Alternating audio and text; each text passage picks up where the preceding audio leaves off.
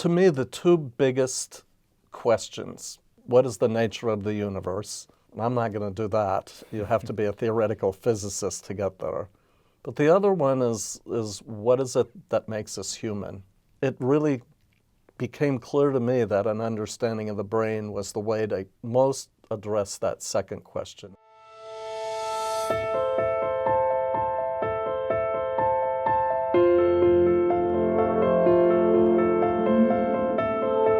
I'm very interested, first of all, actually, in how did you end up as a neuroscientist? What's the story? As a neuroscientist? Well, I started out as an anthropology major as an undergraduate. It was a long time ago, and there were a lot of people talking about the evolution of the brain, but it was very obvious that they didn't know anything about the brain. Mm-hmm. So I decided I was going to be the anthropologist that goes and learns about the brain and brings it back to anthropology. And I knew two names. A small goal. A small goal, and built of great naivety. I knew two names in neuroscience. Roger Sperry, who did the split brain work, and Jim Olds, who's been lost to the sands of time a little bit, but he was the guy that began self-stimulation experiments where the rats will push a key because they're stimulating their brain and getting reinforcement. And they were both at Caltech. So I applied to a bunch of anthropology programs, and I applied to Caltech, the most selective place in the country. I got into no anthropology programs, and I got into Caltech.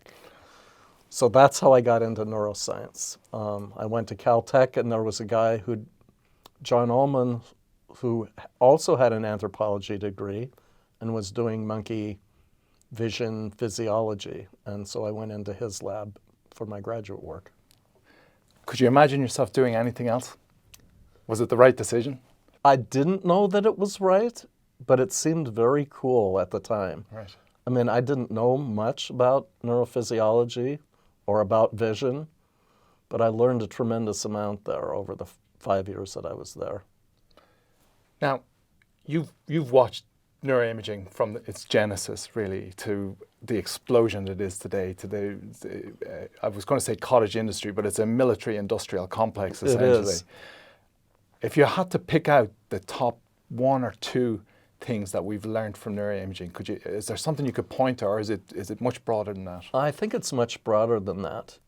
I think the idea that you could take pictures of the human brain at work, that's just totally amazing.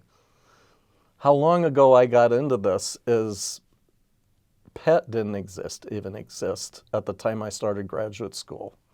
It developed over the years I was in graduate school. And functional MRI was not even a twinkle in people's eyes at that point.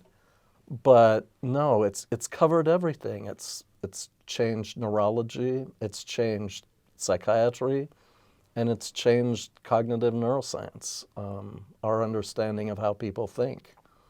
So it's hard to go back and pick out one or two. Mm-hmm. Mm-hmm.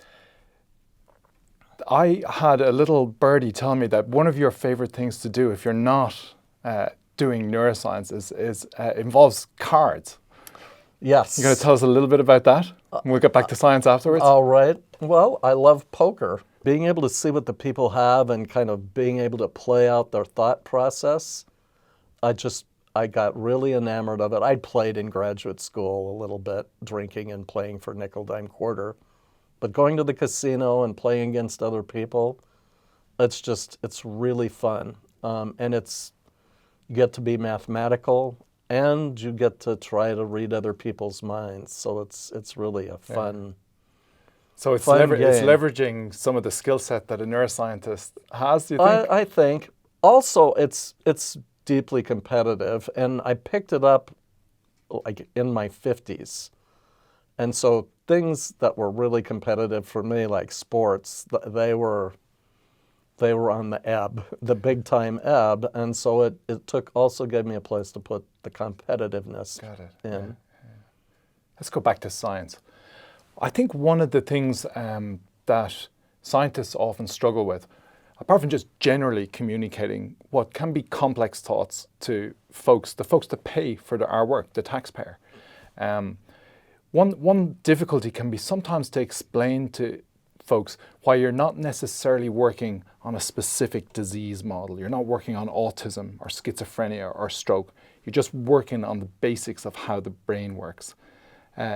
Do you have a way, for example, to think about that, to explain to folks why it's really important to be able to do really basic stuff? To me, the two biggest questions that scientists, philosophers, and intellectual people in general, the two big things are, what is the nature of the universe? And I'm not going to do that. You have to be a theoretical physicist to get there. But the other one is what is it that makes us human? And to me, what makes us human is our ability to think.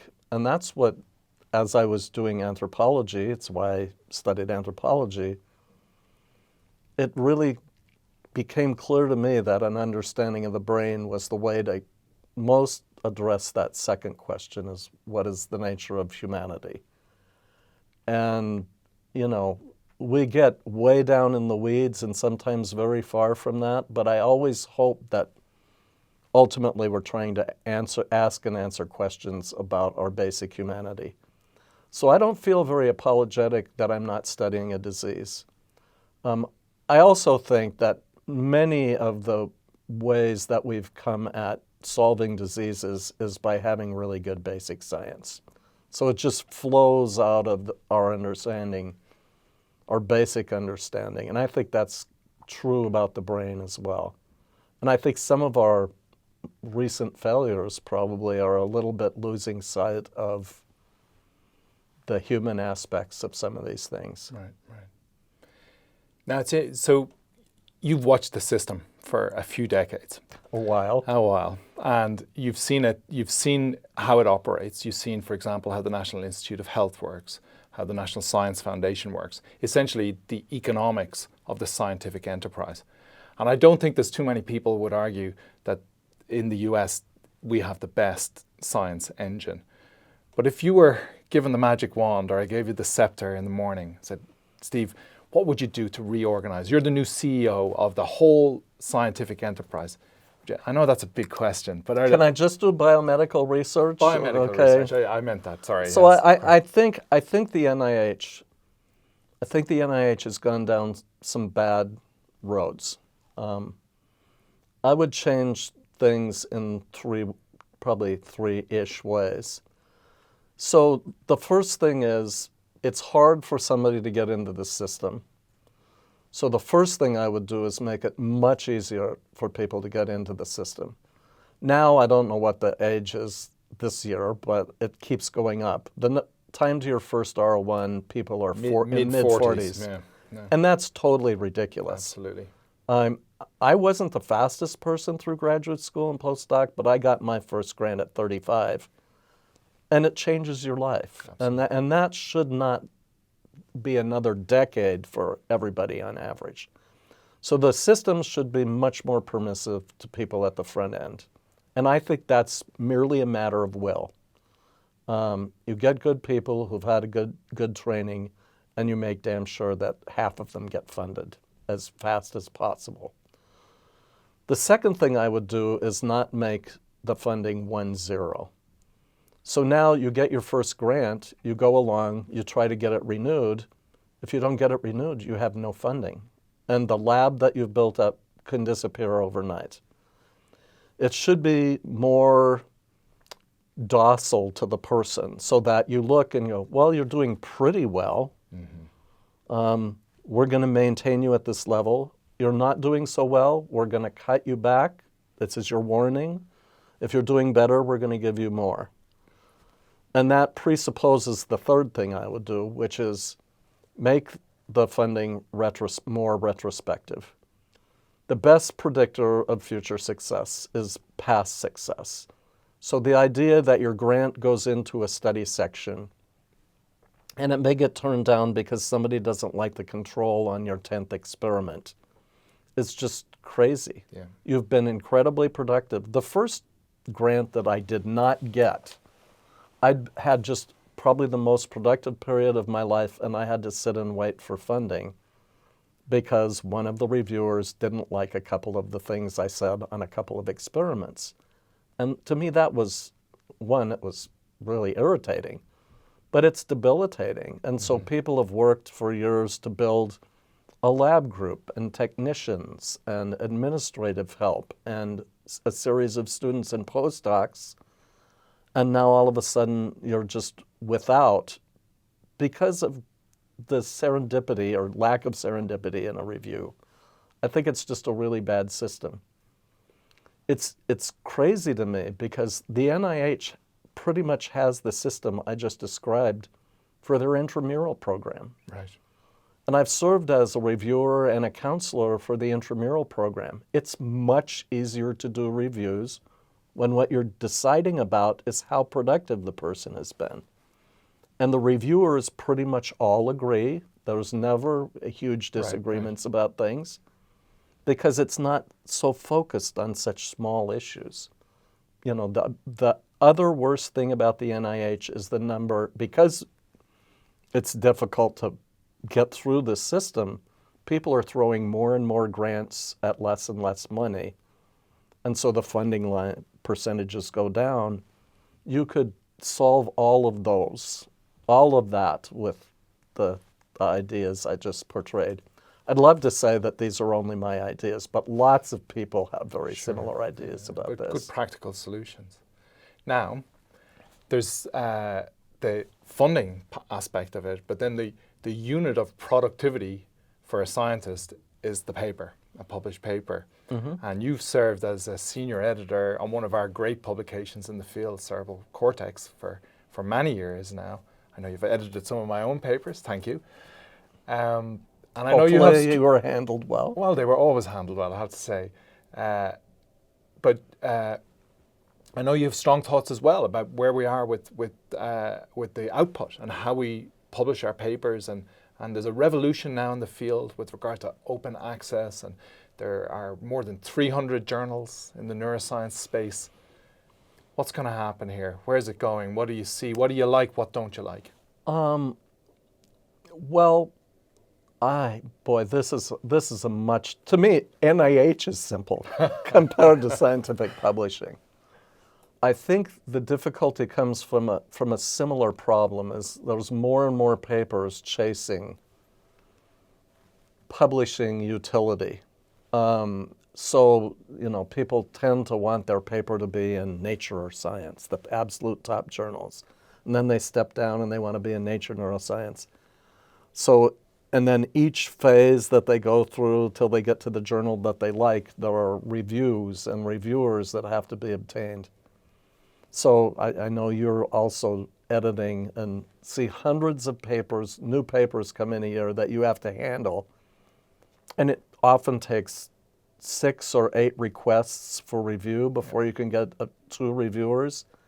The sheer number of people that you have to get to do this overwhelms the system. There aren't enough good reviewers to review papers well. I don't see an answer to this. I think this will just continue to be a real bottleneck for useful publication. I thought you were going to go the other way and say, what are the metrics for good publications? Well, how about that? What are the metrics for good publications? Well, I have ones that I like that other people just really seem to not like. So I think the H-index for somebody's scientific productivity is pretty good. Absolutely, yeah. So maybe just for our audience, a quick explanation of the H-index. So the H-index, it sounds more complicated than it is. It's the number of papers that you have that are cited greater than the number of your publications. So if you have 10 papers with 10 or more citations, then your H-index is 10. Right. And if you look within a field, the H-index actually varies quite a bit by the field that you're in. So imaging, people tend to have higher H-indexes, so you can't judge people sort of outside their field. So somebody in single unit physiology, they just don't publish as much because it's so much more demanding to reach a publishable unit. But if you look within a field and you pick out the people that you you think intuitively are the best people, in a great number of cases, they will have the higher H index. Yeah. And so I suppose think it's intuitively a good one. Right. The only argument there is it works very well when you get to mid-career and above, because people have it's an index of your history, and of course the more history you have, the better chance you have to have this thing represent your real productivity. But for a postdoc who's had a couple of papers and is just coming out, the H index hasn't really kicked in as well. Then I don't think there is a good metric. Yeah. At the postdoctoral level, I've had truly awesome postdocs who don't have very many publications and not many citations on, yeah. at the time when they're looking for their job. And then it's, the man, the fan, and the plan, right? So that's where the mentors are incredibly important, Right. and that's where the person having a clear idea of where they want to go and being able to articulate it to the people who may or may not hire them. The man, the fan, and the plan. I like Yes, that. That's very or good. it could be the woman, Of course, the fan, yeah, and the yeah, plan. Offline, we were talking about a couple of papers, and you mentioned a paper that you had that you did. One I remember quite well, looking at perceptual closure. And we won't bore people with what perceptual closure is, but you were on the hunt for the seat of consciousness. I and was. That really brings up a question. Is it possible? Can we find it with our tools? I don't know. I thought the experiment was really good. I just don't trust the outcome. I have to say where this idea came from is I was at the cognitive neuroscience meeting with two people that I knew, and we were closing a bar, and we were having the deep intellectual conversation that you have after you've had too many drinks, drawing pictures on napkins, and basically every time we've done this, you go up to your room, you have the napkins with you, you get up in the morning and go, either I have no idea what this is about, or that's the stupidest idea I've ever had. And in this case, we saw each other the next day and go, I don't think this is a bad experiment to try. Yeah. And it was basically a hangman experiment. So you basically have people play a game of hangman in, where you have blanks and you fill in serially, and all of a sudden you go, the word, right? So it's R blank H blank T blank something, and you get along and you go, oh, rhythm, yeah, which is a great hangman word. And so that moment in which you have real recognition, The aha moment. the aha moment, and the magical moment of recognition, and we thought we could take a picture of that with imaging. So you get a picture of what your brain does at the moment of aha. And we ran the experiment, and we got stuff. I'm just not convinced that we got the magical moment of recognition. The problem, of course, with consciousness is it's totally internal, and it's mine and mine alone. But I thought experiments like that a little bit close to it. I suppose that there are philosophical arguments about the difference between awareness and consciousness, and maybe this sounds like an awareness of the relevance of something or a piece of information as it enters. So my inspiration for the experiment was actually a bunch of experiments that were done by John Duncan, and it's the moment of the pass. So you can have a bunch of stimuli on a screen and be monitoring them for something to happen. And then at the moment that there is a target at one of the locations, you get this bottleneck of attention. And the argument that Duncan made, and I think it's a good one, is when that target comes, it is passed into consciousness, right? And that's your total perception of what's going on, is that T all of a sudden is there out of nowhere, and it captures your attention. So the idea of this perceptual closure experiment was to try to take advantage of that. And the interesting thing about that moment is other stuff can't get in. It blocks out all the other things that could be going on, so that if something else happened at one of the other locations, you wouldn't see it. You wouldn't have consciousness of that. or awareness of that. Right. So I think it gets close to what I think of as sort of phenomenal consciousness. And so that's what got me going down this magical moment kind of experimental line. Now that sounds like that's a great experiment. I love that John Duncan paper. It's a fantastic paper.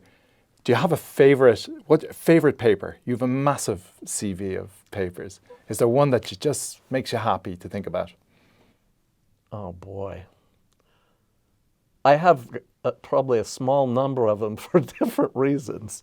So the first big imaging paper was a Nature paper done using PET in, I think, 1988.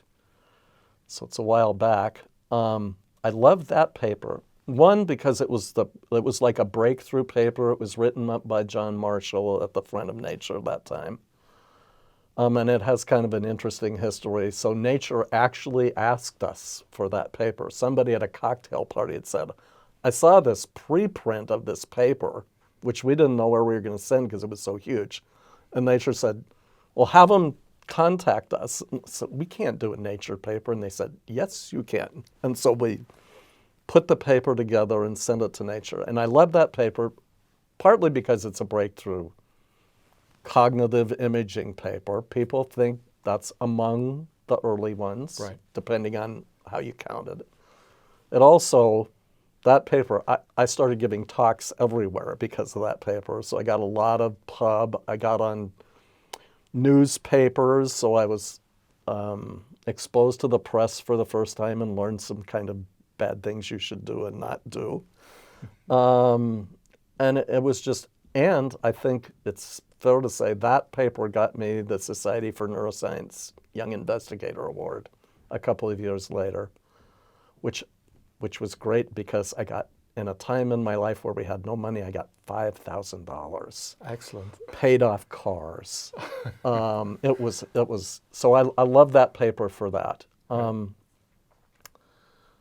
love the paper Maurizio Corbetta and several of us did where we showed that paying attention to different aspects of visual information. So if you're trying to make a color decision or a movement decision or a shape decision, it actually changed the pictures in your brain. So it wasn't what you were seeing or how you were responding, it was what you were thinking about. Yeah. And I thought that was like really cool. That paper launched many careers, the dorsal ventral attentional activation paper. Yes, I love that paper. Mm-hmm.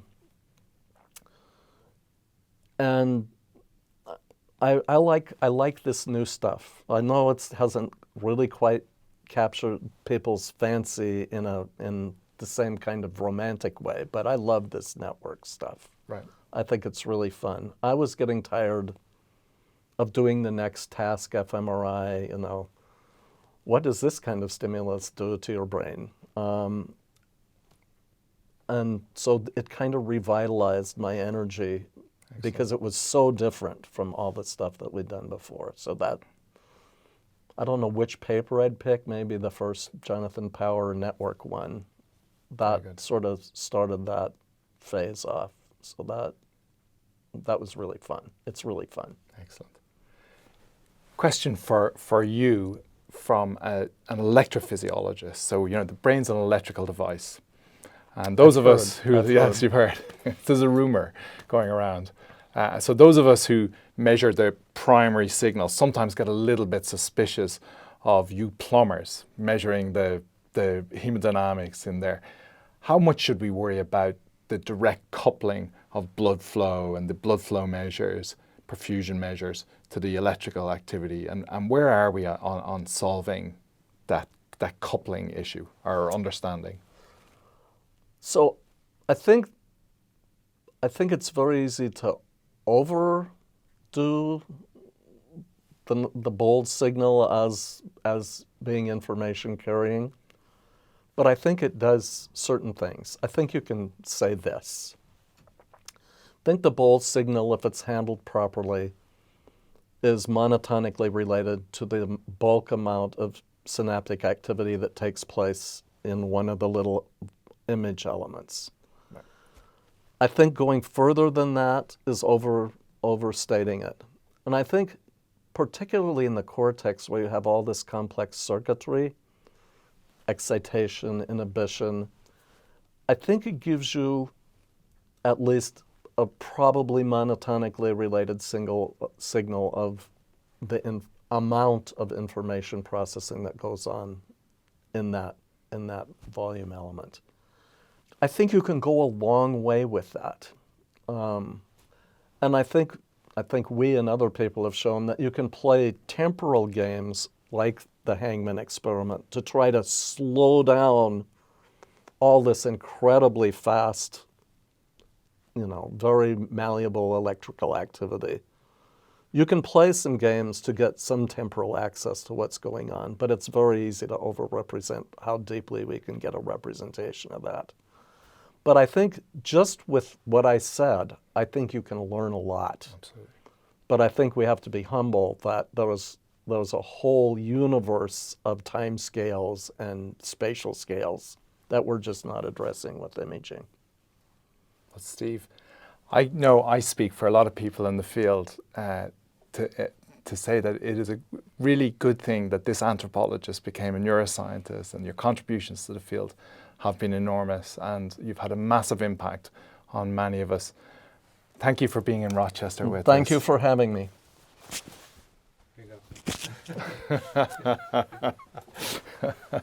Oh, these are bridge cards.